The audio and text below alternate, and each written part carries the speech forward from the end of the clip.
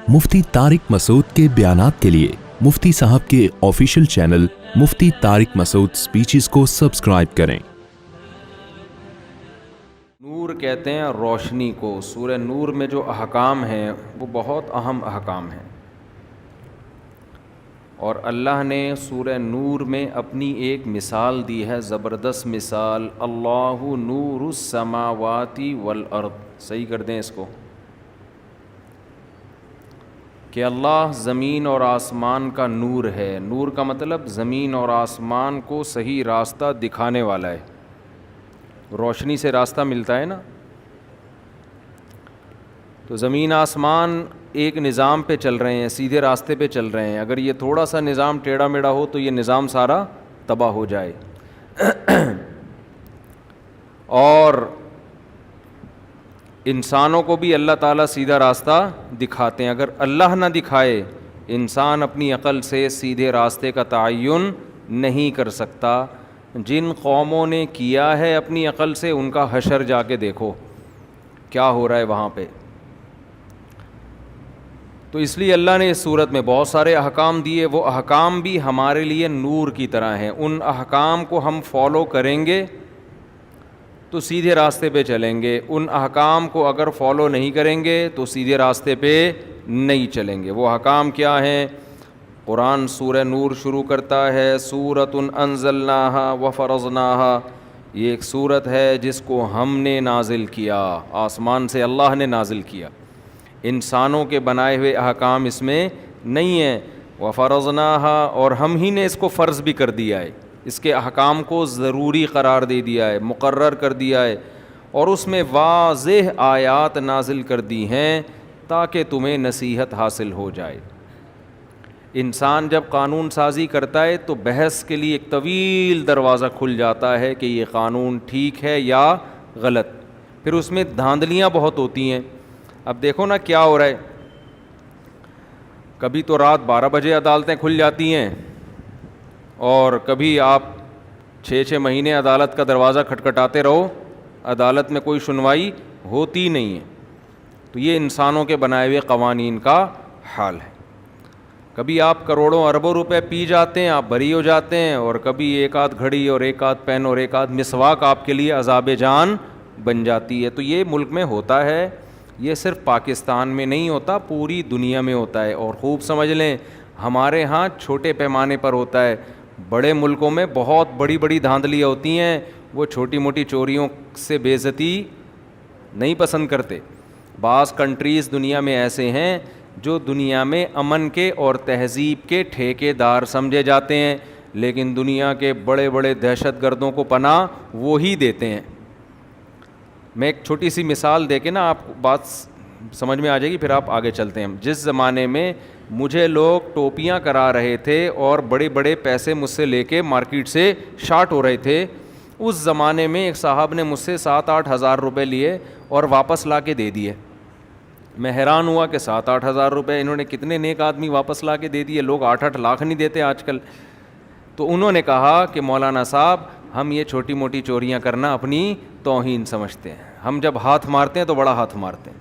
तो अंदाज़ा हो गया, उन्होंने गोया अपने बारे में बता दिया कि चोर मैं भी हूँ, लेकिन ये 7-8 हज़ार रुपये, ये घटिया नीच हरकतें हम नहीं करते। तो इस तरह खूब समझ लें, बाज़ कंट्री दुनिया में जो बड़े ज़बरदस्त समझे जाते हैं, हर बात ठीक ठीक, उनके यहाँ इंसाफ पे कोई कंप्रोमाइज़ नहीं है।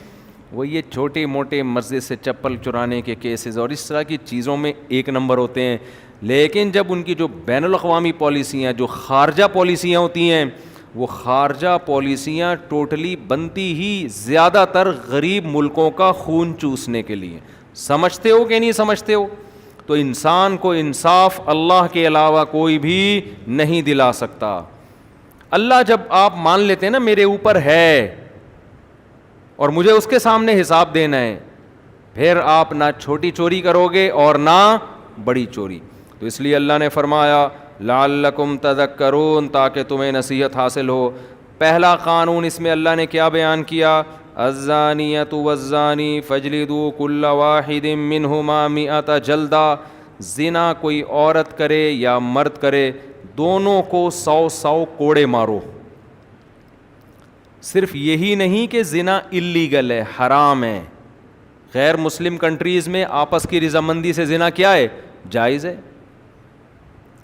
اسلام نے حکم کیا دیا؟ آپس کی رضامندی سے بھی اگر کیا ہے تو عورت کو بھی صرف یہ نہیں کہ حرام کام کیا، سزا بھی ملے گی. اور سزا اللہ نے بتا دی، 100 کوڑے عورت کو اور 100 کوڑے مرد کو مارے جائیں گے. وَلَا تَأْخُذْكُمْ بِهِمَا رَأْفَةٌ فِي دِينِ اللَّهِ، اور یہ سزا جاری کرنے کے معاملے میں تمہارے دل میں نرمی پیدا نہیں ہونی چاہیے. بعض صوفی ٹائپ کے لوگ ہوتے ہیں، رحم دل ہوتے ہیں. اسلام تو بڑا وسیع مذہب ہے، دل کسی پہ طرز کھانا. اللہ غفور الرحیم ہے. اللہ فرماتے ہیں وہ جو میں ہوں وہ مجھے پتہ ہے، میں جو ہوں وہ مجھے پتہ ہے.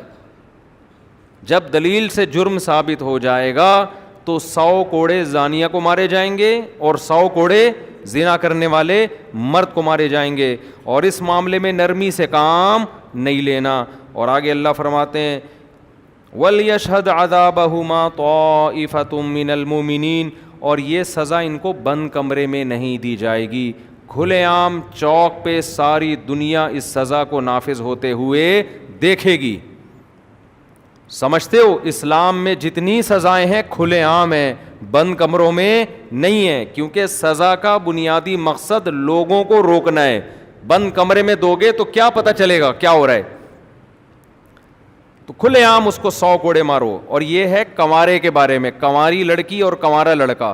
شادی شدہ مرد اگر زنا کرتا ہے یا شادی شدہ عورت اگر زنا کرتی ہے تو پھر اجماع سے یہ بات ثابت ہے کہ اس کو زمین میں گاڑ کے پتھروں سے ہلاک کیا جائے گا. بخاری مسلم کی حدیث ہے اور اجماع امت ہے، اس پر اجماع امت ہے.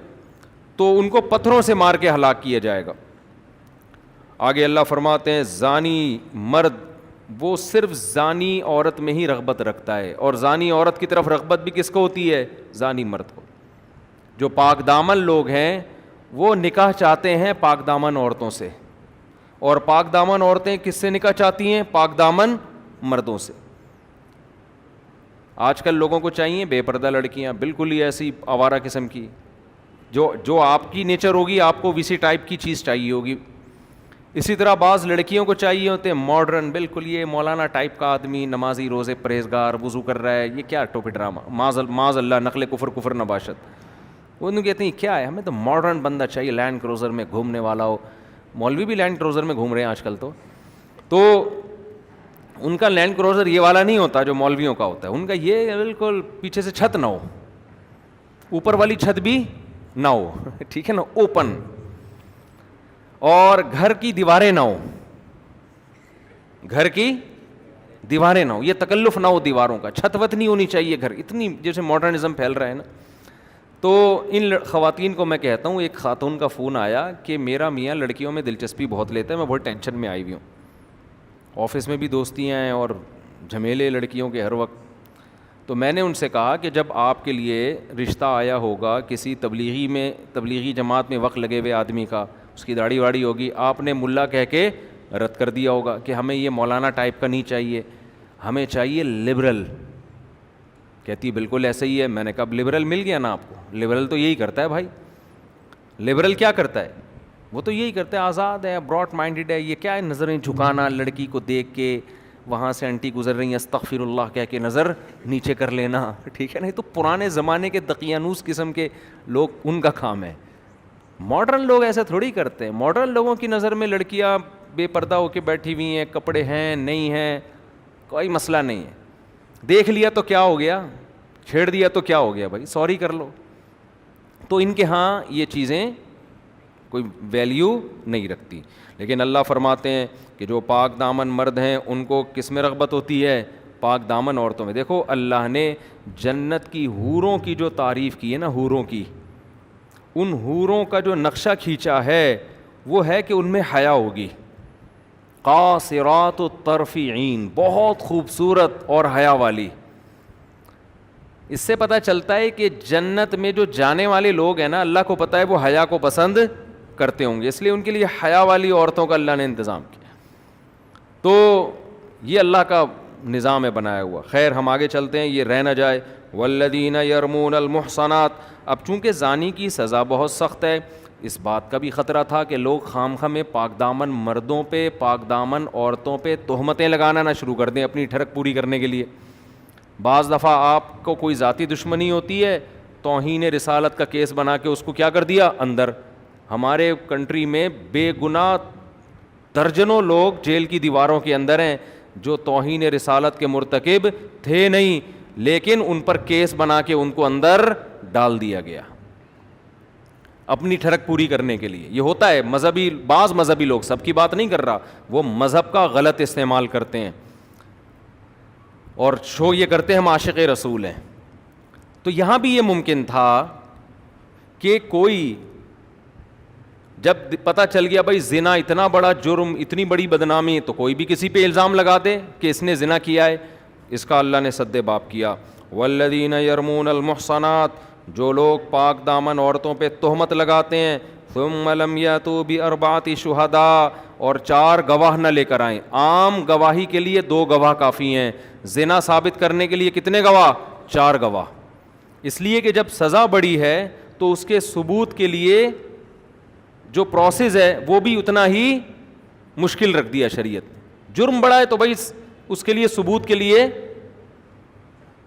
معیار بھی اتنا اونچا ہے. تو اسی طرح یاد رکھو, توہین رسالت کی سزا پاکستان میں کیا ہے؟ قتل ہے نا. تو جرم بڑا ہے, سزا بھی کیا ہے؟ بڑی ہے. تو اس کے لیے بھی قانون یہ ہونا چاہیے کہ ثبوت بھی اور شک و شبہے سے بالکل بالا تر, 2 ٹوک اور واضح لفظوں میں توہین ہونی چاہیے جس کا کوئی دوسرا مطلب نہ بنتا ہو.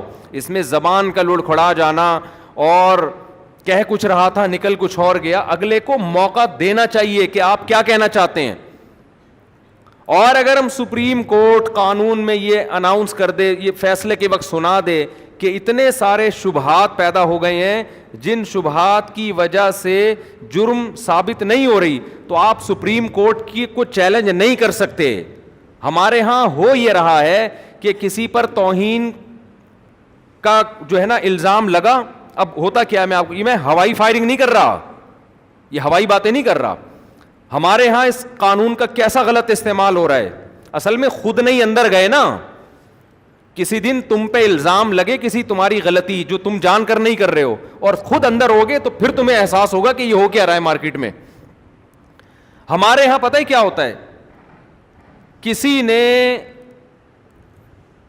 کوئی پوسٹر پھاڑ دیا, اس بیچارے کو نہیں پتا تھا کہ اس پہ نبی صلی اللہ علیہ وسلم کا نام لکھا ہوا ہے, اس کی دیوار خراب کر دیا, آپ نے پوسٹر لگا دیا, وہ پوسٹر پھاڑ دیا اس نے, وہ نیچے کہیں نالی میں گر گیا.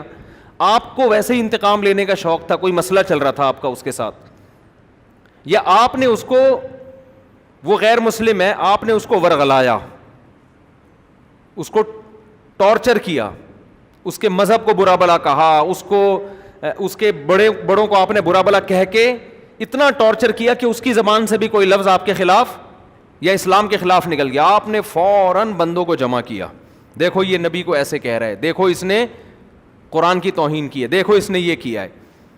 لوگ یہ نہیں دیکھتے کہ اس نے کہا بھی ہے کہ نہیں, ہو سکتا ہے نہیں کیا اس نے. ایک لوگوں کا جم غفیر اکٹھا ہو جائے گا اور جائیں گے تھانے رپورٹ کرانے کے لیے.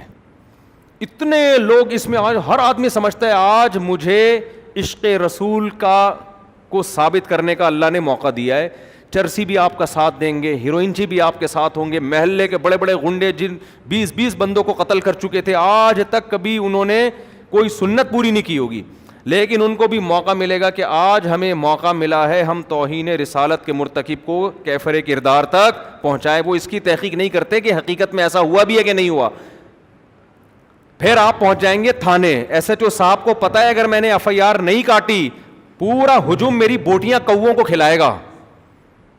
سمجھ رہے ہو؟ نہیں آ رہی بات میرا خیال ہے.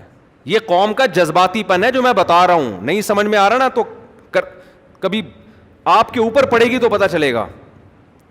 پھر جناب ایف آئی آر بھی کٹے گی, تمہارا باپ بھی کاٹے گا ایف آئی آر. تو پھر جب عدالت میں مقدمہ چلے گا, جج کو پتا ہے اگر میں نے جیل نہیں کیا تو قوم مجھے, میری بوٹیاں کس کو کھلائے گی؟ کووں کو کھلائے گی. سمجھتے ہو؟ اور ادھر سے جو وکیل ہوگا نا, جو اس کی طرف سے وکیل ہے جس پر فرد جرم لگی ہے, اس کو پتا ہے کہ اگر میں نے اس کا زیادہ دفاع کیا تو میری بوٹیاں کس کو کھلائی جائیں گی؟ کووں کو. بتاؤ ایسے موقع پہ انصاف ملے گا کسی کو؟ نہیں. یہی بات سمجھ میں. پھر جب وہ کیس اس کے اوپر چلے گا, ہر جج پہنائے گا کہ یار یہ آگے کسی کو, پھر کیس چلتا ہے لمبا. پھر لوگ کہتے ہیں ہم تو پہلے ہی کہتے تھے حکومت قادیانیوں سے ملی ہوئی ہے, سیدھا سیدھا لٹکا کیوں نہیں رہی اس کو مجرم کو؟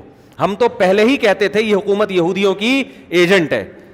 پھر اگر اوپر جا کے کسی جج نے اس کو, اتنے میں کیا ہوتا ہے کہ نیچے جو اس کے جس پہ فرد جرم عائد ہوئی ہے نا, اس کے رابطے ہو جاتے ہیں فرانس سے, امریکہ سے, لندن سے, کہ بھائی دیکھو میں اپنے ملک میں محفوظ نہیں ہوں. ان کا قانون ہے کہ اگر آپ اپنے ملک میں واقعی محفوظ نہیں ہیں, آپ ثابت کر دیں, آپ اسائلم داخل کریں, وہ آپ کو نیشنلٹی دے دیں گے. میں ہانگ کانگ ہو کر آیا ہوں, سینکڑوں نہیں ہزاروں پاکستانی ہیں جنہوں نے یہ کہا کہ ہم پہ حملہ ہوا, جھوٹے حملے کروا کے کیس داخل کر کے ہانگ کانگ کی نیشنلٹی لے لی. پڑے ہوئے وہاں پڑے ہزاروں ہیں, نیشنلٹی نہیں بھی ملتی تو وہ اسٹے کی اجازت دے دیتے ہیں آپ. تو اس بیس پر بھی پھر لوگ کہتے ہیں ہم تو پہلے ہی کہہ رہے تھے کہ غیر ملکی طاقتیں اس کے ساتھ ملی ہوئی ہیں, اور حکومت بھی غیر ملکی طاقتوں کے ساتھ ملی ہوئی ہے, یہ تو ہیں ہی سارے وہاں کے ایجنٹ. پھر اگر سپریم کورٹ بری کر دے اور قانون میں لکھ دے کہ جی اتنے پوائنٹ ہیں, اتنے شبہات ہیں جس کی وجہ سے ہم یقینی طور پہ نہیں کہہ سکتے کہ اس نے توہین کا ارتکاب کیا ہے, تو سپریم کورٹ کو گالیاں, وہ معین اختر کے ماموں جیسے گالیاں دیتے تھے نا. پروگرام دیکھیں آپ لوگ آج میرے مشورے پر, معین اختر اور انور مقصود کا پروگرام ہے, جس میں انور مقصود معین اختر سے پوچھ رہے ہیں آپ کے ماموں کیا کرتے ہیں. اس نے کہا گالیاں دیتے ہیں, نلکے میں پانی نہیں آتا, نلکے کو گالیاں. سمجھ رہے ہو؟ اتنی بجلی ہے نہیں, بل پورا آتا ہے, کس کو گالیاں؟ KESC والوں کو گالیاں. مالک مکان کوئی سہولت دیتا نہیں, کرایہ لینے جاتا ہے, مالک مکان کو گالیاں. جب کرایہ نہیں دیتے تو پولیس کو بلاتے ہیں, پولیس کے ایسے ایسے پارٹس کو گالیاں کہ پولیس والے کہتے ہیں ہم نے یہ پارٹس کا نام کبھی سنا بھی نہیں ہے. صحیح ہے. تو وہی کام ہمارے ہاں عوام کر رہی ہوتی ہے. تو قوم میں جذباتی پن کچھ ضرورت سے زیادہ ہے, میچور نہیں ہے ہماری قوم. مذہب کا غلط استعمال کر کے آپ اپنے اوپر پابندیاں ملک میں لگاؤ گے. پاکستان ابھی گرے لسٹ میں ہے, اور یہی حرکتیں تھوڑے دن اور چلیں تو بلیک لسٹ میں آ جائے گا. پھر جب تمہیں کھانے کو روٹی نہیں ملے گی, پہننے کو کپڑا نہیں ملے گا, گالیاں دو گے اپنے حکمرانوں کو. وہ تو ویسے ہی دیتے رہتے ہو, مجھے کوئی اس پر اعتراض نہیں ہے. ٹھیک, کچھ گالیاں تو صحیح بنتی ہیں, کچھ غلط بنتی ہیں. صحیح اور غلط میں فرق کیا کرو, سوچ سمجھ کے گالی دیا کرو کہ یہ والی گالی یہاں فٹ ہو بھی رہی ہے کہ نہیں ہو رہی ہے. بنتی ہے تو آپ دو بھائی, ثواب ملے گا آپ کو, نہیں بنتی تو نہیں دو. ہر چیز میں ہم لوگ کیا کرتے ہیں, جس کو ہم نے غلط کہہ دیا تو اب ہر اس کے کام میں غلطی تلاش کرنی ہے, جس کو صحیح کہہ دیا اس کے ہر غلط کام کو بھی صحیح قرار دینے کی کوشش کرنی ہے. حکمران بہت سارے کام غلط کرتے ہیں لیکن کچھ صحیح بھی کر رہے ہوتے ہیں. ہماری قوم کی عادت کیا ہے, اگر آپ اپوزیشن میں, اس کے صحیح کو بھی آپ نے غلط کہنے کا ٹھیکہ لیا ہوا ہے, اور اپنے والے کے ہر صحیح کام کو بھی, ہر غلط کام کو بھی آپ نے صحیح کہنے کا ٹھیکہ لیا ہوا ہے. یہ ہو رہا ہے مارکیٹ میں.